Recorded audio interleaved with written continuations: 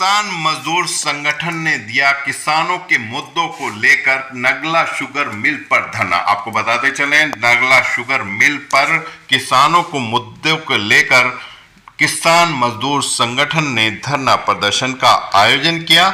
इसमें उन्होंने बहुत सी मांगे रखी। सबसे पहली मांग गन्ना समिति मल मिल पर ही बनाई जाए।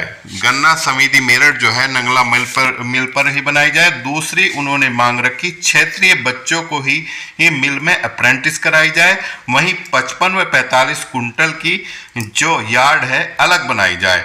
मिल के चारों तरफ 1-1 किलोमीटर तक स्ट्रीट लाइट की उन्होंने मांग रखी। सड़क पर मिल का कोई वाहन खड़ा न किया जाए।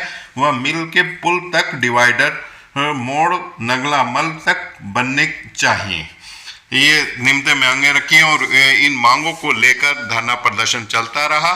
और आपको पता चले ये जब तक उन्होंने ये कहा था कि जब तक कोई बड़ा अधिकारी उनके पास नहीं आता तब तक वे धरना जारी रखेंगे।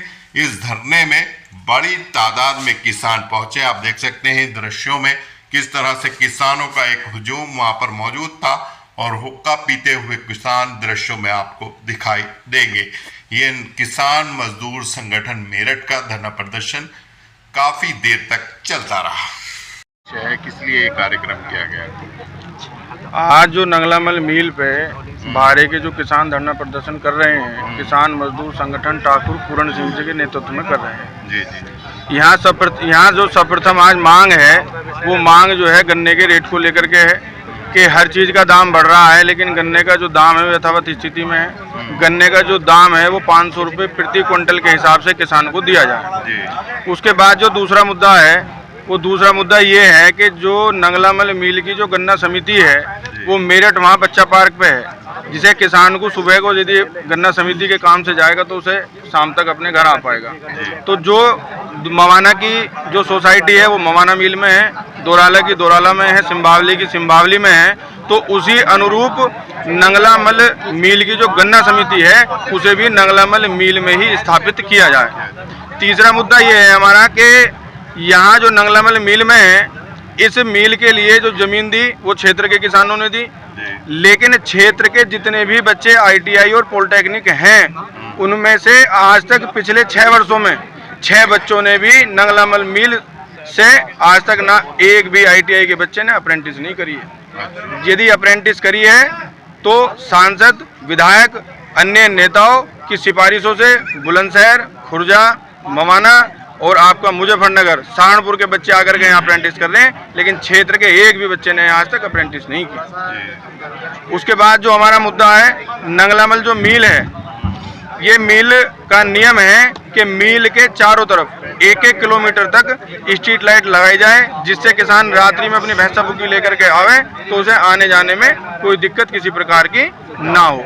पांचवा मुद्दा हमारा ये है कि ये जो नंगलामल मिल का जो चौराहा है इसे पूर्णतः रूप से तैयार किया जाए, इसे एक चौराहे का नाम दिया जाए और इसे चौराहा बनाया जाए।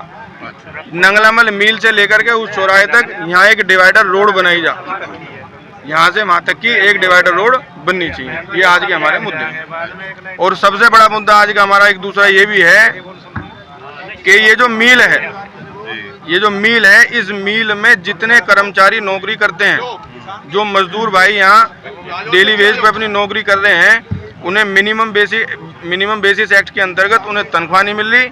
4 दिन का उन लोगों का रेस्ट काटा जा रहा है। हमारी ये सबसे बड़ी मांग है कि उनका 4 दिन का रेस्ट बिल्कुल ना काटा जाए। और जब से मिल चला है और जब से वो बच्चे अपने यहाँ मजदूर भाई यहाँ नौकरी कर रहे हैं, शुरू से लेकर के आखिर तक का पैसा उन बच्चों को दिया जाना चाहिए।